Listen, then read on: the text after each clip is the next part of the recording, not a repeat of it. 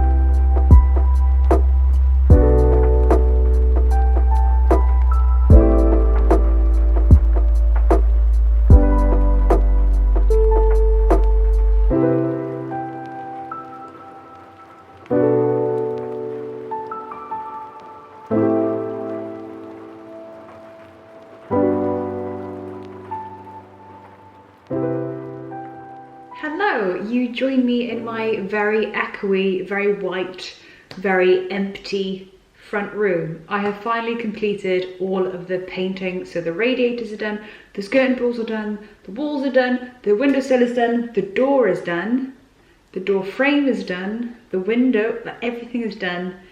We have now got a totally blank canvas, excluding this, which has been sold and somebody's picking up hopefully within the next few days. So that's getting out of my hands just because it's a bit too bulky for this room. But I'll give you a little showdown. There's not much to this room at all. It is basic and bog standard and a white box, and it's just something to offer a foundation and a base to actually make it a little bit more inviting and add some more aesthetic touches later on. But this is what we're working with at the moment. So the pièce de résistance is this door. There's nothing special, it's just, it looks a hell of a lot better than what it did prior, which was brown and uninviting and just not as light and fresh as I'd like it to be. I've done these, well, I've half done them. So I did the windows very, very quickly, and I now have to go around with the scourer just to clean the lines up so it could look a little less tattered and messy. But the main bulk of the room, again, nothing special. This is going, you can see how large that actually is. And yeah, it is just a very white, very empty shell of a room now. We were hoping to mount the TV on the wall, however, that may not be possible due to the wall not being appropriate for it. I've currently brought my stand from upstairs down here. For the time being, it doesn't fit perfectly, so I will be replacing it with hopefully another one soon. The flooring is the next step. Then hopefully we have some grey vinyl flooring going down soon enough. But yeah, the door is done, as well as the start of the doors in this little area here. So they're all completed, all the skirting boards, all of the frames. I have glossed, no I've not, that's a lie. I have undercoated all of the stairs and the banisters. It just needs a gloss now, but that is going to take forever because of the intricacy of each beam. You have to do that corner, then you have to do that side, then you have to do that. It takes a while. It's just one of those irritating jobs that require a lot of patience, a lot of time. And in all fairness, my father and I, we did about 5 consecutive hours of work on this room, my bedroom, the hallway and the kitchen yesterday, so we didn't really have time to get the gloss in on the banisters, but that's for a later date. I'm unsure if this is going to stay because this was actually already here when I bought the place. It is currently my makeshift shed, so it's got all the tools, all the bits and pieces hidden away, and it's just a bit of a mess, but it kind of just puts everything into a place where it doesn't look as chaotic. But whether that stays or not, I'm unsure. I'm hoping to add a big mirror here, so it can reflect a bit of light back, possibly some prints, possibly a bedside table, a side table, a nice lamp, some more colour, some more prints, some more pillows. So yeah, we'll add some character to it soon, hopefully. So yeah, that is what everything is looking like at the moment. It's still very slow and steady because I am juggling a lot at once. So redoing the house and decorating is like not the top priority, but it's there, and hopefully within time we'll drip feed work into it and we will see progress. But as I've kind of stated on repeat, it's just the objective of getting this place into like a blank canvas and a blank slate, so then we can add the decorative elements, we can add the character in afterwards, but it's just about stripping it back to basics. It just takes a while. So yeah, that is a catch up from me. I hope you're all doing well, and I will talk to you in the next video. Bye.